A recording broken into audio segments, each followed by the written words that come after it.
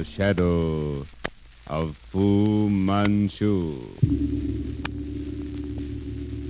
Based on the stories by Sax Rohmer.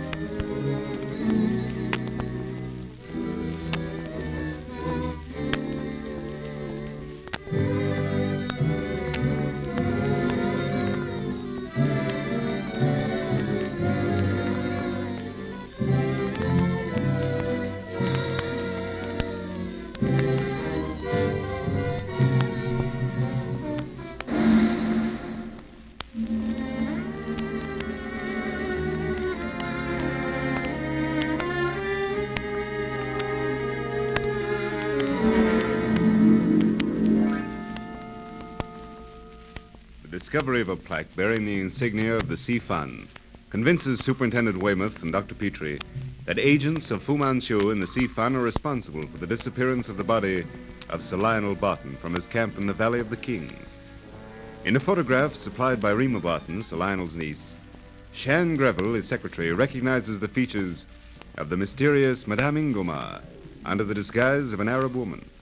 Accompanied by Greville, Weymouth examines the tomb in which Barton has been excavating, and in the sarcophagus discovers the body of Sir Lionel. He's dead, Weymouth. Look at those cold gray features. This can't be catalepsy. Steady, Greville. We'll soon know. It's fantastic. If he is dead or alive, who stole his body and why? That's a question. Why was he brought down here and hidden in this coffin? I'd give a great deal to know the answer to that. The shock has done you in, man. Go up above and tell Petrie. Send him down with his antidote. But I... No buts. Go along and hurry. Ali stays with me. I'll go. You're sure there's nothing I can do? Nothing. Get along. Right. I'll send Petrie at once. Weymouth Effendi, it is black magic. It is forbidden, this tomb.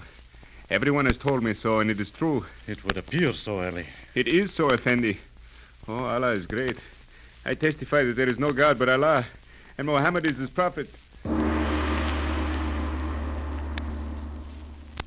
Do you really think Dr. Petrie... I don't know. I wouldn't hope for too much. This mysterious antidote seems utterly crazy to me. Such things are outside human knowledge. Listen, Shan. While you were down in the tomb with Mr. Weymouth, I went to the door thinking perhaps you might be coming back. You know the path that leads up to the plateau? To, La Fleur shaft? Yes. I saw a woman hurrying across the top. She was outlined against the sky. What native woman, Shan, would be up there at this time of night? You're thinking of Madame Ingomar, of course. I'm sure it was she. She's dreadfully evil, Shan. I caught her looking at you when you didn't know. And I thought... Well, you thought what? I thought you found her attractive. She's bad, Shan. She affects me in the same way as a snake. She has some uncanny power. And that's why you ran off to Luxor? Well, yes. You women are superstitious. Maybe. But women are often wise as well. And some women, Shan, bad women, are witches. You're right, darling. And it was Madame Ingomar that you saw. I'm almost positive of that. And just as she disappeared, a man followed her. He was crouching low and running. You recognized him? Well, I only caught a glimpse, but I'm sure it was that Arab who came into camp a few days ago and insisted on seeing Uncle Lionel. You mean that gaunt-faced fellow with the steely gray eyes? Yes. He told me rather bluntly that he had no business with me, but must see Sir Lionel. He spoke queer Arabic. I finally told him to go to the devil. By Jove. That was the evening before Sir Lionel. Yes. That same man was following the woman along the ridge tonight. Effendi, quick, please. His camp bed. What? Sir Lionel's? Yes, I must take it to the mouth of the old shaft. I was told not to disturb Forrester Effendi or Captain Hunt, only you. Ali, tell me quickly, Dr. Petrie. Yes, it is true, lady. It is black magic, but it is true. Barton Effendi opened his eyes. He spoke. Oh, thank heaven. Quick, Shan, I'll help.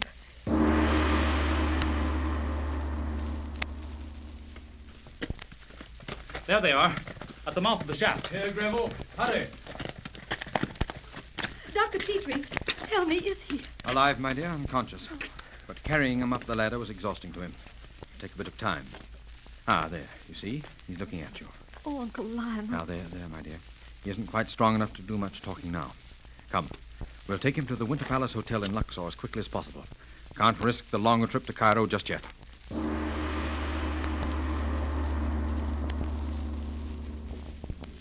Well, Rima, what do you think of our patient? Oh, Dr. Petrie, he seems so weak. Yes. I don't quite know what to make of him. But there isn't a man in Upper Egypt just now whose opinion I could take. Vacation season, you know. The only likely Cairo man is away on leave. Hadn't I better go back up? Presently, if you wish. Bit of relaxation down here in the lobby with Greville and me won't hurt you. You know, Doctor, it's tragic that perhaps the greatest of modern Orientalists lies up in that room in a state of incomparable coma. A mysterious secret locked in his memory. Yet it's a greater tragedy that so mighty a brain as that of Dr. Fu Manchu should be warped. That so brilliant an intellect should have been directed to destruction instead of healing. He's dead, yet his evil genius lives after him. Oh, and by the way, in your examination of the tomb, did you find anything new? Nothing much. It seems that Lafleur must have gotten within a few yards of the passage leading to the burial chamber when he abandoned his work. Someone completed the job and then concealed the opening. Mightn't it have been Lafleur himself, Shan? Well, it's possible. The most surprising thing is that the inner portcullis had been opened before and reclosed so cleverly that even Sir Lionel missed it. We're not the first party to reach the inner tomb of the Black Ape. Any indications as to when the tomb had been emptied of whatever it contained? It may have been done a week ago when I was in Cairo or back in Lafleur's time. The vital question is who reclosed it and why. And above all, what was in it? It's possible that Sir Lionel knows. And he is unable to tell. Yes. Well, next to Hawkins of London, the brain specialist, you know, there's one man with whom to have 10 minutes' talk I'd give half I own. Who is he, Dr. Petrie? Nayland Smith. Oh, not as a professional consultant, but somehow in the old days he seemed always to find a way. Uncle Lionel was always talking about him. I'd love to meet him. He's chief of something or other at Scotland Yard, isn't he? Yes, he left Burma several years ago to take a commissionership at the Yard. I'm looking forward to meeting him on my way to England. Weymouth cabled him but had no reply. Huh? That's quite unlike Smith not to answer. Is there nothing we can do? Oh, I don't mean you're not doing all that's humanly possible, Dr. Petrie, but do you think we're justified in waiting? I don't. But I doubt if either of the men I mentioned could suggest any treatment other than the one we're following. Physically, Barton's gaining every day. It's his mental condition that puzzles me. Is it contrary to your experience? I mean your experience with the strange drug that was used in his case? It is, yes. The astounding feature of Fu Manchu's methods was their clean-cut effects. His poisons served their purpose invariably. His antidotes restored to normal. Here comes Weymouth. I hope he has good news. Hello, Mr. Weymouth. Hello. You look as though a long drink with a lump of ice in it would fill the bill. It would, Miss Raymer. Any luck? Well, a number of people in and around Luxor know Madame Ingomar, but no one can tell me where she lives. Obviously, then, she's rented a villa or is living in the native quarter. Obviously, Petrie. My native agent reported this morning. She doesn't live in the native quarter. I've just come from a personal inspection of the list of available villas. She doesn't occupy any of them. Scotland Yard methods, Greville, have been pretty harshly criticized by those who know nothing about them. But you'll agree they don't fail in thoroughness. I stand corrected, Weymouth, old chap. What is it, Petrie? Nothing, Greville. That tall Arab that just came in. I seem to get something vaguely familiar in his carriage. The Arab. It's the man we saw in Camp Shan. He's the man who followed Madame Ingomar. Jove, you're right. I'll handle this. A clue at last, Weymouth. We'll see who the fellow is. Come along, Petrie. You too, if you like, Miss Raymer. Thank you. Greville's going to the desk. A tall Arab just came in, Rankin. Went up in the lift. Where's he gone? He's in the service of one of our guests, Mr. Greville, gentleman of the diplomatic service. Nevertheless, I'd like to speak to him. His being a servant of a diplomat doesn't alter the fact that he's been prowling around our camp over in the valley. Who is this diplomat? Why, Mr. Fletcher, I beg pardon, Mr. Greville, but I have orders in this matter. Well, I respect your orders, Rankin, but there can't be any objection to my speaking to Mr. Fletcher's Arab servant, can there? Well, I'm sure... How about it, Mr. Weymouth? We'll see this Arab, Rankin, now. Oh, yes, of course, Mr. Weymouth, of course. If you'll excuse me a moment, gentlemen, I'll phone from the private office. What the deuce is this all about, Greville? I don't know. It's apparent they want to keep me from questioning this Arab. The devil. Is everyone in with our enemies? We'll find the fellow, Greville, if we have to search every room in the hotel. I'd like a word with him myself. Rankin isn't wanting him. Oh, not likely. Rankin knows better than that. It was a bit difficult, gentlemen, but if Dr. Petrie and Mr. Greville will be good enough to go up to number 36, Mr. Fletcher will be pleased to see them. That invitation includes me, Rankin, though my name wasn't mentioned. Come along, gentlemen. You go back up to Sir Lionel's room, Rima. I'll call you if we learn anything. Yes, dear. Heaven knows we've had enough trouble without the appearance of this unknown diplomat. I've never met a diplomat by the name of Fletcher. Can you imagine why he should ask me to come up? I can't. What's more, I don't know of any British diplomat named Fletcher who's just arrived. I'd have been notified. Well, here's 36.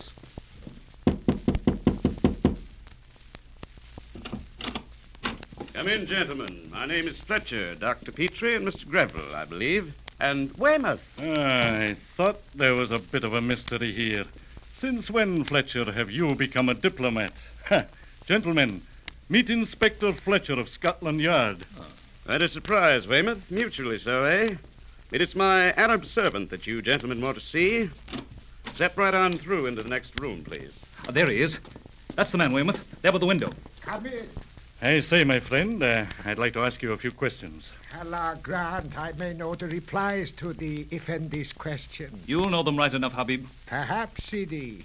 If Weymouth Effendi will ask, it may be that I shall answer. So you know me, eh? Well, then you'll know that I... Know you, Weymouth. God bless you, old chap. And you, Petrie, come in. You old man.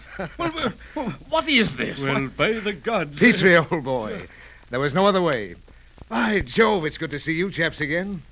Forgive this make-up, gentlemen, but there's very much at stake. Greville, let me present you to Commissioner Nayland Smith of Scotland Yard.